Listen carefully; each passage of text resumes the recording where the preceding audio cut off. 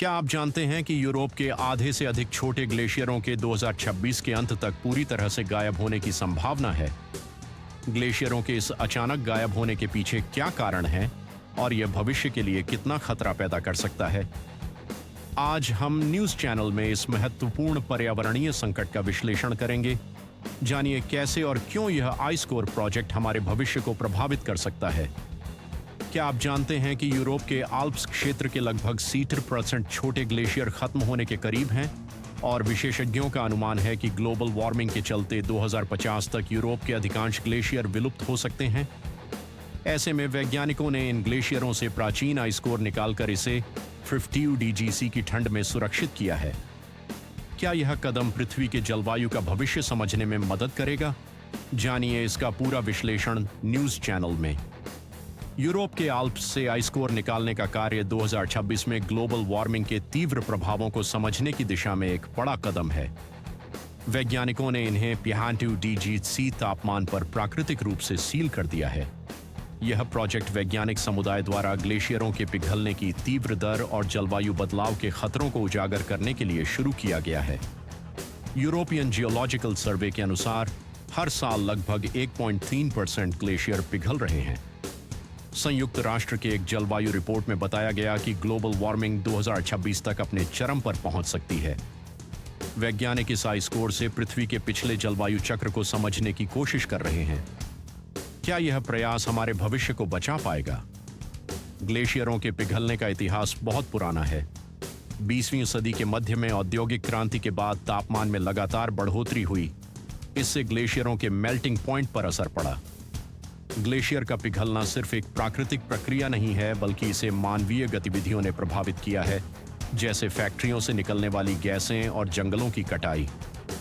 इतिहास में इससे पहले भी ऐसी जलवायु परिवर्तन देखने को मिले हैं, जैसे लिटिल आइस एज। लेकिन वर्तमान समय में ऐसा बदलाव तीव्रता से हो रहा है। आइस कोर को सुरक्षित करने का यह प्रयास वैज्ञानिकों द्वारा जलवायु परिमाण को समझने और भविष्य की नीतियों पर विचार करने का एक प्रयास है।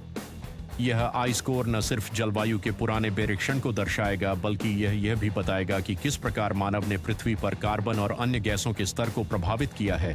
जलवायु विज्ञान विशेषज्ञ डॉ. पीटर हेनरिक का कहना है कि यदि हमें 2050 तक ग्लोबल वार्मिंग को स्थिर करना है तो अभी एक्शन लेना होगा। अन्य विशेषज्ञ जैसे Indian climate economics professor Sumita Arshi मानती हैं कि विकासशील देशों का संतुलन भी महत्वपूर्ण होगा। ऐसे में यह मॉडल साबित कर सकता है कि जलवायु कैसे बदल रही है और इससे किन नीतियों पर विचार करना चाहिए।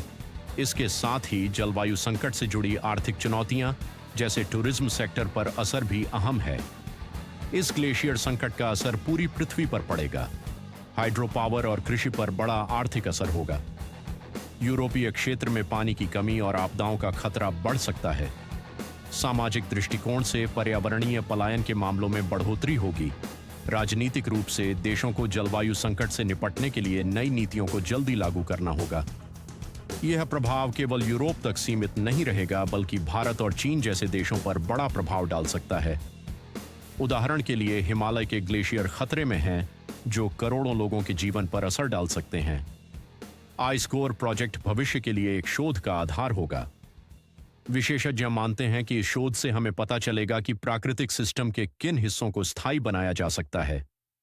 जैसे जैसे आंकड़े पूरी तरह खुलेंगे, नई जलवायु नीतियां और टेक्नोलॉजी पर काम होगा। वैज्ञानिकों का मानना है कि वैश्विक कार्बन टैक्स जैसे कदमों से फर्क पड़ेगा। यूरोप और भारत की नीति निर्माताओं को नए कदम उठाने होंगे। साथ ही आम जनता को भी सीख मिलेगी कि वे कैसे इस संकट के प्रभाव को कम करने में भूमिका अदा कर सकते हैं। आज का यह विश्लेषण यूरोप के ग्लेशियर संकट और आइस कोर प्रोजेक्ट पर आधारित रहा। यह समझना हमारे लिए जरूरी है कि जलवायु परिवर्तन से निपटने के लिए किस तरह की नीतियां और प्रयास जरूरी हैं। न्यूज चैनल को सब्सक्राइब करें और हमारे साथ बने रहें ताकि आप ऐसे ही गहन विश्लेषण और विश्वस्तरीय खबरों से जुड़े रहें। धन्यवाद।